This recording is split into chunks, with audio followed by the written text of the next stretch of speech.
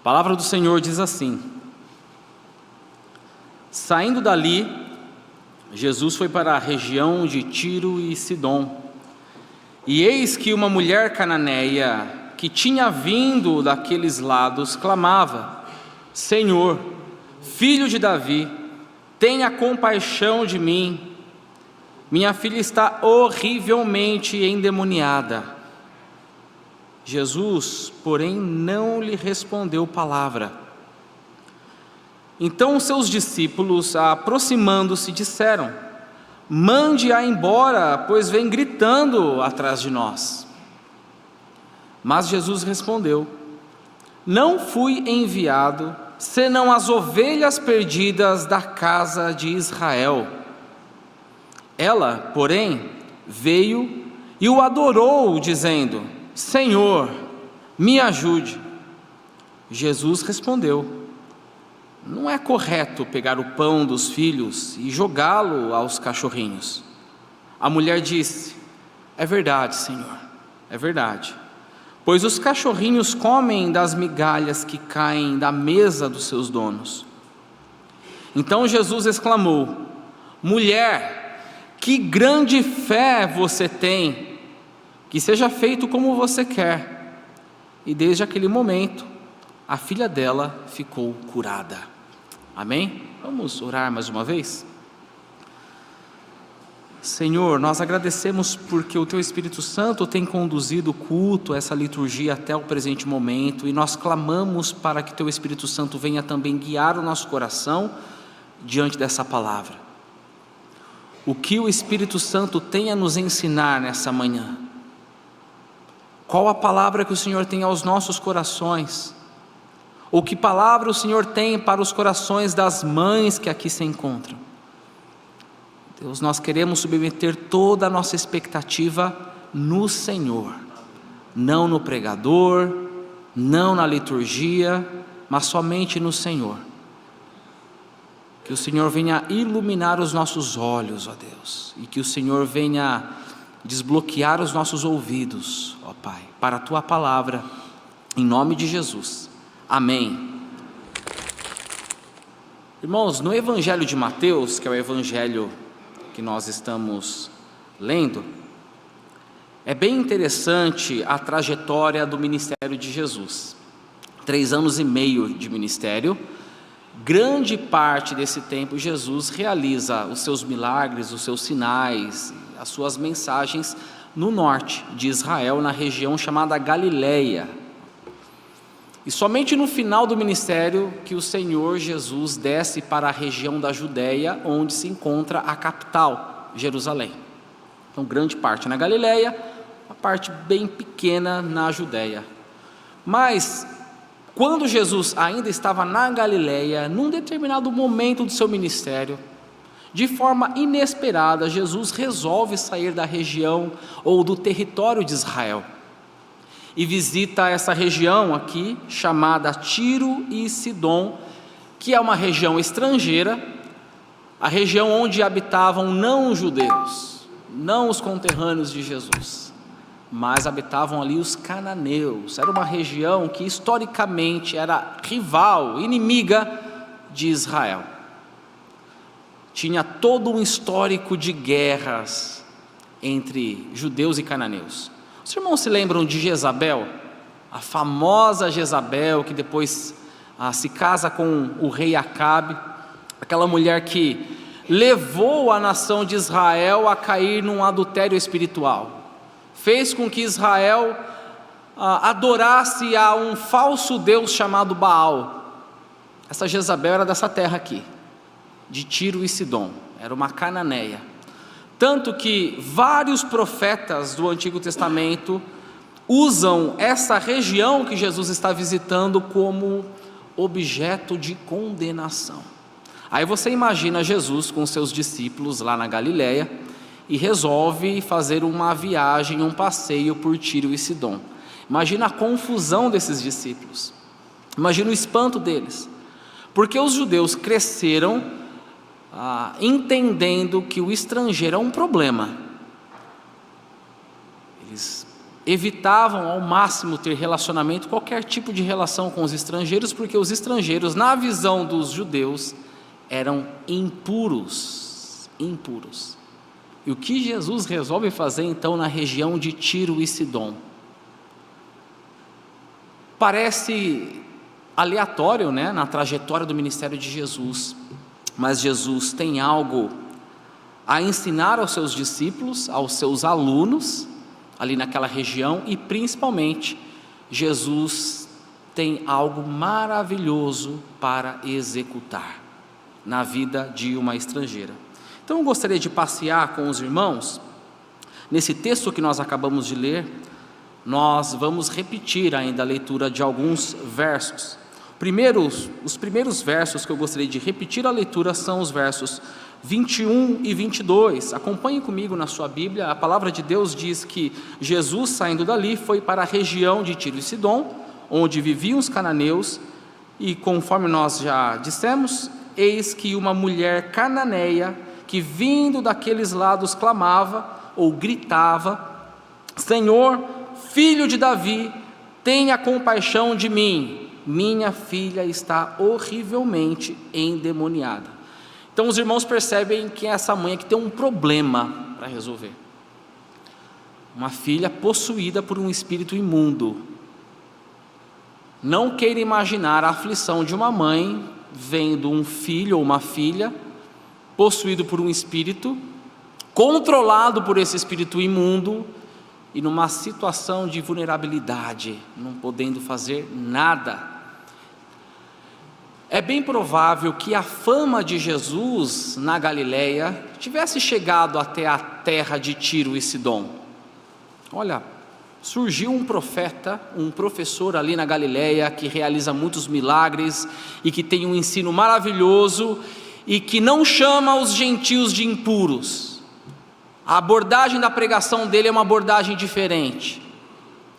De alguma maneira essa mãe sabe que esse Jesus está passando ali naquela região.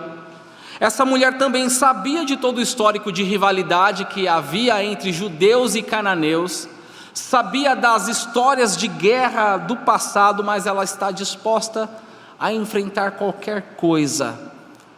Você que é pai e mãe, quando vê o filho ou a filha numa situação de perigo, você sabe que brota coragem de onde não existe. E essa mulher então, ela quebra essa barreira étnica que havia entre ela, Jesus e os discípulos. Uma gentia, uma cananeia, pedindo ajuda para um judeu. E é muito interessante que essa mulher faz uma declaração aqui messiânica. Ela chama Jesus primeiro de Senhor e depois filho de Davi. É uma estrangeira reconhecendo um reinado importante lá no passado do rei Davi, e além disso essa mulher está reconhecendo que Jesus é da dinastia desse rei Davi.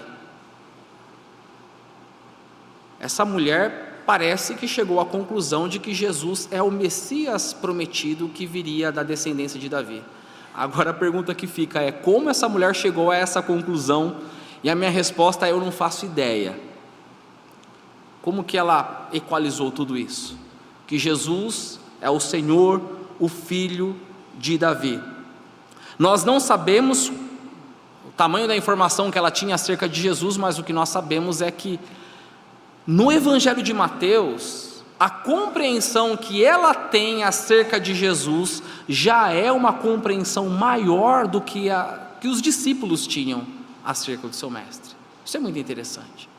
Eles estão caminhando com Jesus por um bom tempo, mas ainda não reconhecendo que Jesus é o Messias, e essa declaração aqui da mulher reconhece Jesus como o Messias. E o texto diz que essa mulher vem gritando atrás de Jesus com os seus discípulos. E qual é a resposta que Jesus dá ou oferece ao clamor dessa mulher? Verso 23. Jesus, porém, não lhe respondeu palavra. Jesus ficou em silêncio. E se fosse você no lugar dessa mulher? Já pensou?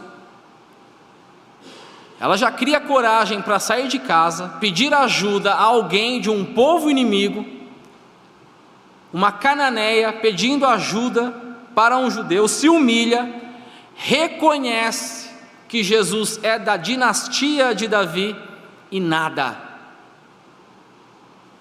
Não teve resposta.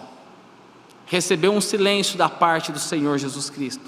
Imagina o tamanho da frustração, da decepção dessa mulher. E pode parecer, irmãos, que Jesus está indiferente aqui, né? Mas não é isso. O silêncio de Jesus está apenas preparando todo um cenário, porque Jesus tem algo a realizar na vida dessa mulher e também uma lição muito importante para aqueles discípulos. E é por isso então que, mesmo os discípulos querendo se livrar dela, né?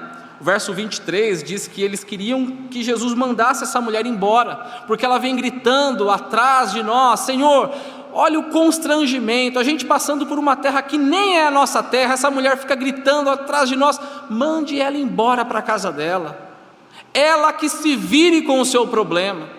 Se a filha dela está passando por isso, o problema é dela, é da filha dela, afinal eles são impuros. É um povo que não merece a tua atenção, Jesus. Essa é a atenção, este é o pecado que os discípulos estão cometendo aqui. Mas Jesus tem algo importante a fazer na vida dela, e para isso, Jesus coloca essa mulher num teste, numa prova muito difícil. Verso 24. Jesus diz que não foi enviado senão as ovelhas perdidas da casa de Israel. Imagina a mulher ouvindo isso. Num primeiro momento, Jesus em silêncio. Agora, parece que Jesus está desencorajando a mulher. Estou aqui na região de Tiro e Sidom, mas o meu compromisso são com as ovelhas perdidas da casa de Israel. É uma palavra um tanto misteriosa da parte de Jesus, porque se o foco de Jesus é com ovelhas perdidas da casa de Israel, a pergunta é: o que o Senhor Jesus está fazendo fora do território de Israel? E como eu disse, essa viagem de Jesus a essa região é uma viagem intencional. A mulher então, diante disso, mesmo assim ela poderia ter guardado ressentimento, feito uma denúncia de racismo, mas não, ela continuou e ela o adorou, dizendo, mais uma vez, pedindo ajuda ao Senhor. E aí Jesus submete essa mulher a um teste ainda mais difícil. Primeiro foi o silêncio, depois um aparente desencorajamento, e agora, olha o que Jesus diz no verso 26, não é correto pegar o pão dos filhos e jogá-los aos cachorrinhos. Por que isso? Por que Jesus faz essa comparação entre os cananeus ou essa mulher com cachorrinhos? Vale esclarecer, irmãos, que é uma palavra dura da parte de Jesus, mas ainda não é um insulto. Os judeus, como eu disse, tinham muitos problemas com os estrangeiros, e quando um judeu queria ofender um estrangeiro, chamava o estrangeiro de cão. A própria Bíblia diz: não deem pérolas aos porcos e as coisas santas aos cães. Os cães eram animais imundos. Os judeus não tinham cachorrinhos de estimação naquela época, porque o cachorro é um animal imundo, né? Ter cachorro dentro de casa é coisa de gentil. Os cananeus tinham, os gregos talvez tinham, os romanos também, mas os judeus não. Então Jesus não está chamando essa mulher de cão, cadela. Jesus está fazendo uma comparação de cachorrinho, que é menos pesado. Jesus está usando algo que é da cultura daquela mulher. Os pagãos tinham esse costume de ter cachorrinho, e o cachorrinho era querido pela família, como é nos nossos dias, da nossa cultura ocidental.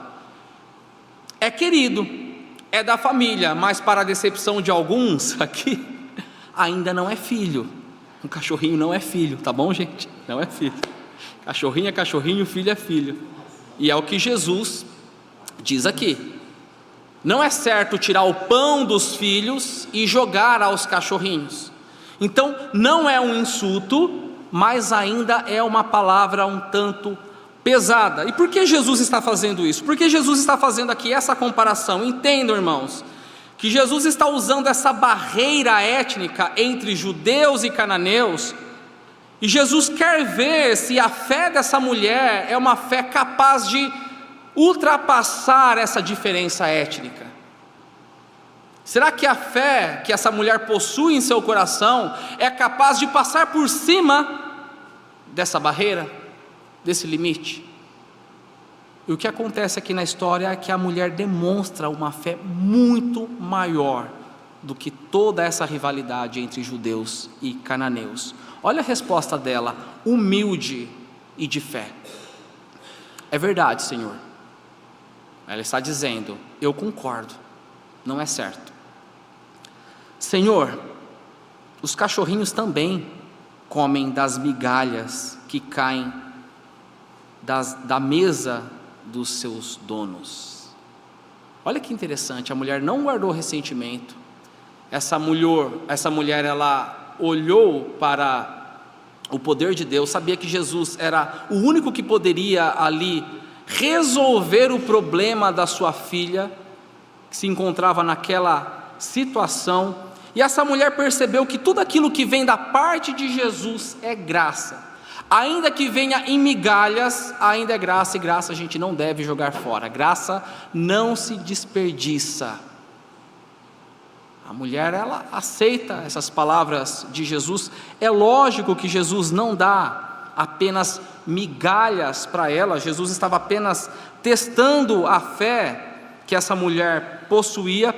E é bem interessante que pela resposta que ela tem, e até mesmo por aquilo que Jesus diz no verso seguinte, no verso 28, essa mulher demonstra pela sua atitude que possuía a fé do nosso pai Abraão. Ela cresceu na Cananéia, na região de Tiro e Sidom, mas a fé que ela demonstra aqui é a mesma fé que possuía Abraão, Isaque e Jacó. Os irmãos se lembram de Jacó quando lutou contra o anjo no Val de Jaboque? A atitude de Jacó ali, que teve o seu nome mudado para Israel. Jacó lutou dizendo, eu não vou deixar o Senhor ir embora enquanto o Senhor não me abençoar. Israel insistiu ali. A mulher está fazendo praticamente o mesmo aqui. É a mesma atitude de Israel. Tem um silêncio no primeiro momento, no segundo momento um aparente desencorajamento, e depois um teste lá em cima da barreira étnica. A fé que essa mulher demonstra é a fé de uma verdadeira israelita. É por isso que Jesus então diz a ela, no verso 28, mulher, que grande fé você tem, e que seja feito como você quer. E desde aquele momento, a filha dela ficou curada. Essa mulher pode ir embora em paz para casa, a sua filha está curada, a mulher passou no teste, e infelizmente parece que os discípulos ainda não. É triste, porque a essa altura do campeonato, os discípulos já tinham que ter aprendido algo acerca da misericórdia de Deus. Ali naquele dia eles pisaram na bola, mas foi ali, naquela região estrangeira, Tiro e Sidom, o local que Jesus marcou para tratar com seus discípulos, para ensiná-los e também para salvar essa mulher, trazendo também cura e restauração para a sua alma e para a sua filha. Muito bem, irmãos, E o que esse texto tem a nos ensinar nessa manhã? Eu gostaria de compartilhar duas lições, oferecer primeiro uma palavra de encorajamento e depois uma palavra de exortação. Mas antes da aplicação, eu gostaria apenas de fazer uma simples observação a partir desse texto. Nós entendemos aqui nesse texto de Mateus capítulo 15, preste atenção, o que torna uma pessoa crente no Senhor Jesus não é o ambiente, é a graça de Deus, ok? Podemos combinar? O que torna uma pessoa crente não é o ambiente, é a graça de Deus. Eu digo isso porque na Bíblia você encontra pessoas que nasceram na comunidade da aliança, dentro do território de Israel, dentro da igreja daquela época, mas que depois acabou se rebelando contra a lei do Senhor. E você encontra pessoas também que nasceram num ambiente completamente hostil ao Evangelho, um ambiente de idolatria, de imoralidade, mas que foi alcançado pela graça de Deus. É verdade que nós pais temos uma responsabilidade de proporcionar no nosso lar um ambiente do Evangelho.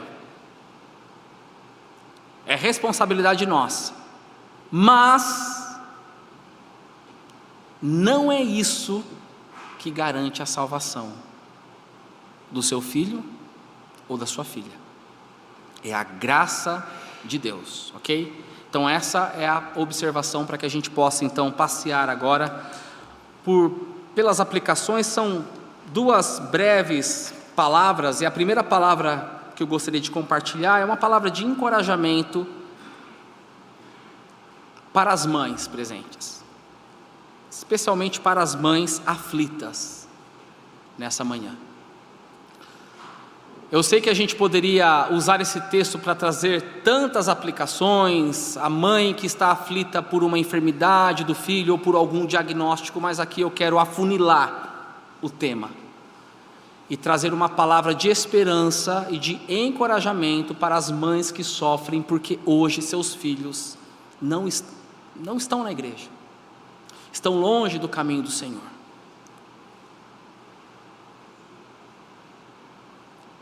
Mães, a batalha que você trava é uma batalha muito difícil, é uma prova cruel, porque eu tenho certeza que você pensa no seu coração que não colocou filho no mundo para povoar o inferno, tenho certeza disso. Mas, por um momento eu quero chamar a sua atenção para que você encontre na prova e na tribulação a bênção do Senhor. Em que sentido? Quando nós olhamos para a história daquela mãe cananeia de Mateus capítulo 15, nós vemos que foi o sofrimento que levou essa mulher até Cristo. Então, de alguma maneira, o sofrimento, seu, mãe, e até mesmo pai, avô, avó, responsáveis, o seu sofrimento de alguma maneira está te levando até Cristo. As aflições e as provas, elas servem para isso também. Nos leva a orar ao Senhor, a buscar cada vez mais a presença de Deus. Eu creio que Deus sim envia provações para nos aperfeiçoar nele, no Senhor Jesus. Eu sei que talvez você pense assim, mas Deus precisa enviar provas e tribulações para me atrair até Ele? E a resposta é: Deus não precisa. Deus não precisa disso, mas você precisa, eu preciso, porque a nossa memória é curta. Nós nos esquecemos de quem realmente pode trazer a salvação e a cura dentro dos nossos lares. Às vezes nós nos esforçamos por um futuro melhor financeiramente ou de carreira, mas nos esquecemos que a nossa segurança não está nessas coisas, mas está no Filho de Deus, e a prova pode nos ajudar nisso, a tirar os nossos olhos deste mundo passageiro e colocar toda a nossa atenção para o autor, ou no autor e consumador da nossa fé. E é por isso que Tiago, irmão do Senhor Jesus Cristo, diz na sua carta, no primeiro capítulo, parafraseando: irmãos, fiquem alegres quando vocês percebem que passam por diversas provações e tribulações.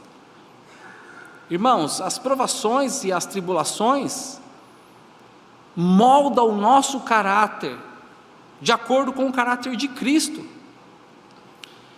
Então, nesse sentido, a prova que você passa, a sua luta é uma bênção, porque está te colocando de joelhos diante do Senhor. E nós cremos que o nosso Deus é um Deus de propósito, muito bem definido desde a eternidade. Então não olhe a sua prova como uma maldição, mas nesse sentido olhe como uma bênção. Mas tem outra coisa também que eu gostaria de falar às mães presentes, aflitas, porque seus filhos hoje estão longe do caminho do Senhor. Perseverem na oração. Perseverem na oração. Quando nós olhamos para a história dessa mulher, num primeiro momento ela recebe silêncio da parte do Senhor Jesus. Depois ela ouve uma resposta que naquele momento parecia um desencorajamento a ela, mas mesmo assim ela não esmoreceu. Essa mulher não perdeu a sua fé, porque sabia que Jesus era o único que poderia trazer a cura para a sua filha.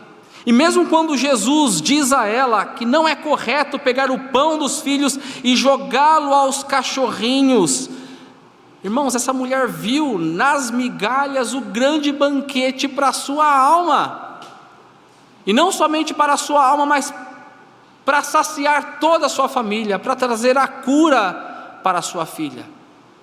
Essa mulher perseverou no seu clamor, no seu pedido. Então, o encorajamento para nós, irmãos, para os pais e principalmente para as mães: persevere na oração. Eu também gostaria de compartilhar aqui uma palavra agora de exortação para a igreja. Nós temos uma participação muito interessante na luta dessas mães que choram por causa dos seus filhos. Porque, irmãos, não é fácil ver uma mãe que sabe que seu filho está sendo dominado pelo príncipe desse século, e o pai e a mãe não podem fazer nada a não ser orar e clamar ao Senhor. Então essa palavra de exortação, ela vem nesse sentido, a nossa participação nessa luta, porque muitas vezes o nosso comportamento é muito parecido com o comportamento daqueles discípulos que queriam despachar o problema. Às vezes a igreja local quer despachar esse tipo de problema. É um problema do pai e da mãe, não é um problema nosso. Às vezes nós, na nossa falta de sabedoria, nós trazemos sentenças de morte para os ouvidos desses pais, dizendo: olha, ateísmo é assim mesmo, olha, não tem como seu filho se livrar dessa, é o nosso século, é este mundo. As drogas, é uma luta perdida. O seu filho está encantado com este mundo, olha, é difícil lutar contra aquilo que o mundo tem para oferecer. Às vezes nós sentenciamos esses filhos à morte, ou às vezes nós tratamos com indiferença, mas de forma alguma o posicionamento da igreja local deve ser como a atitude daqueles discípulos, porque a luta que essa mãe trava é uma luta pesada, porque esses filhos infelizmente estão debaixo do domínio do inimigo. E muitas vezes, irmãos, não basta para essa mãe carregar essa dor.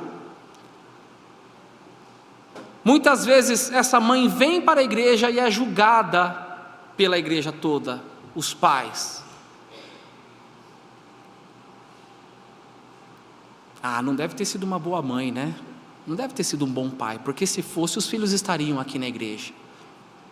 É fácil julgar, é muito fácil. Difícil é caminhar junto, né? Difícil é chorar com os que choram, difícil é orar por eles. Então nós precisamos, irmãos, nos envolvermos de forma responsável na oração por esses pais e por esses filhos. É responsabilidade nossa. Não é uma luta apenas dessas famílias, mas é uma luta de toda a família de Deus.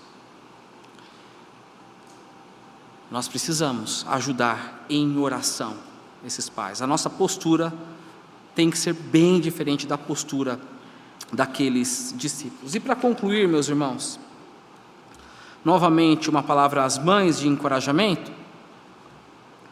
Mães, eu sei que em vários momentos vem a tentação de acreditar que Deus está indiferente ao nosso pedido, de que Deus tem outras coisas mais importantes para fazer, que é uma perda de tempo você jejuar, ou então dobrar o seu joelho e buscar a face de Deus, mas persevere ainda em oração. Agarre-se pela fé na promessa do Senhor Jesus Cristo, que diz lá em Mateus capítulo 7, no verso 7, lembra? Peçam e lhes será dado, busquem e acharão, batam na porta e essa porta será aberta. Agarre-se nessa promessa. E eu falo nessa manhã como um filho que já esteve longe dos caminhos do Senhor, mas que foi alcançado pela graça de Deus. Minha mãe já foi uma mãe em aflição, em desespero, por muito tempo. E eu creio, meus irmãos, que se a graça do Senhor venceu a rebeldia do meu coração, a graça do Senhor pode vencer a rebeldia de qualquer um. A graça do Senhor pode vencer a rebeldia do coração do seu filho e da sua filha que não está aqui hoje. Então persevere em oração, tente buscar em Deus aquilo que o próprio Deus está tentando ensinar a você, mãe. Persevere em oração.